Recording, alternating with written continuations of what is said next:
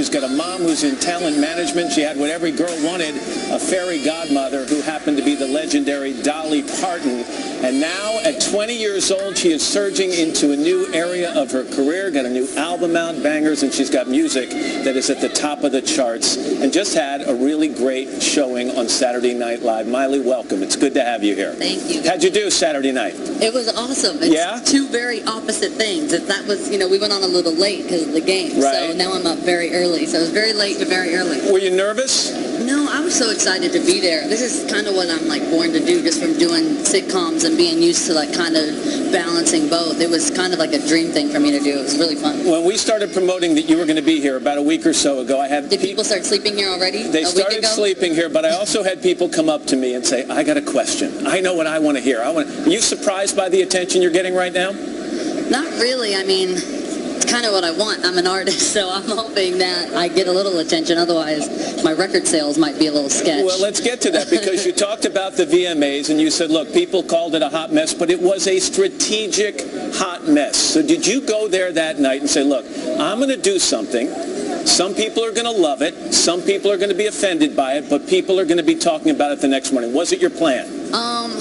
I don't ever really plan to offend people, but sometimes that just happens because I think people, they're not open to what they don't understand, but that's why what I'm doing is for my fans, because they're all really young, and so they understand what I'm doing. Well, did it go exactly as you planned? Exactly. Is there anything you would have done? It's a month later, and we're still talking about it, so Which is it definitely amazing. went as planned. It really is. We talk about the performance, and obviously a lot of it was very provocative. I'm never going to go to a sporting game and see a foam finger again in the same way. Without getting up and doing this with it. I probably won't do that, but I'll be thinking about it. Add to that some of the photos that I've seen of you recently on the internet. Add to that the naked shot on the wrecking ball for your video. It's very clear that you are navigating. And also, you can't help but every time you go by a wrecking ball, you just want to get naked and be on top Luckily, of it. I don't pass a lot of wrecking balls. But this is New York. What do you mean? I've seen a trillion. That's true. But it's clear that you are attempting to navigate tricky territory right now that a lot of people have tried in the past between child star and adult performer.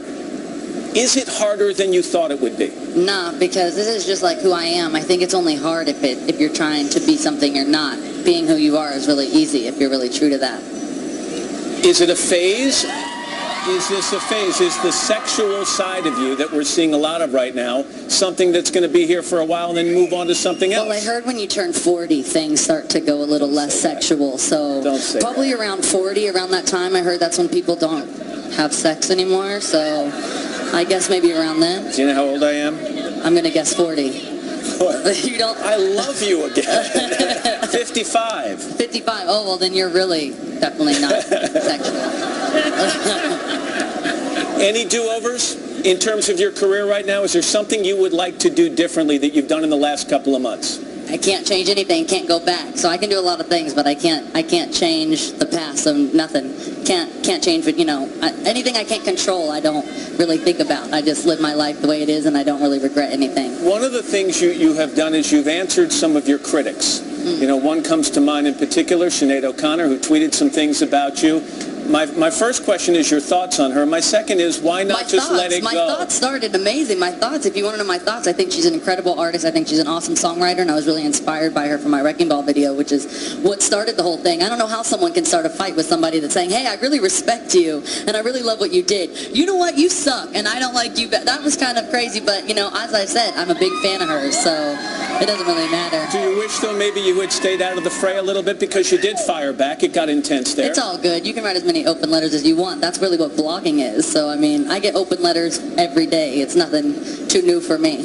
What are you going to do next? What do you see? Do you have a 5-year plan? You said you don't plan things a second ago. I think you meant overnight. But do you have a 5-year plan? Not really. I'm focused on when I get to go on tour, which is going to be next year, which I'm really excited about.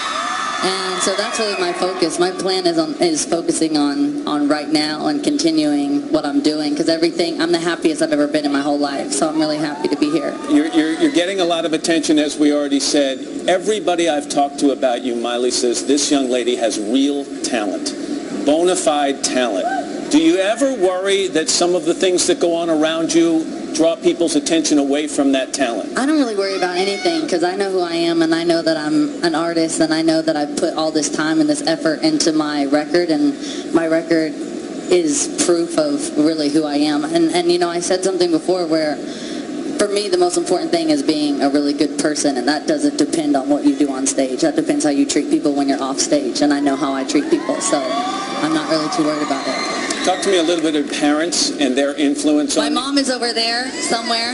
There she is.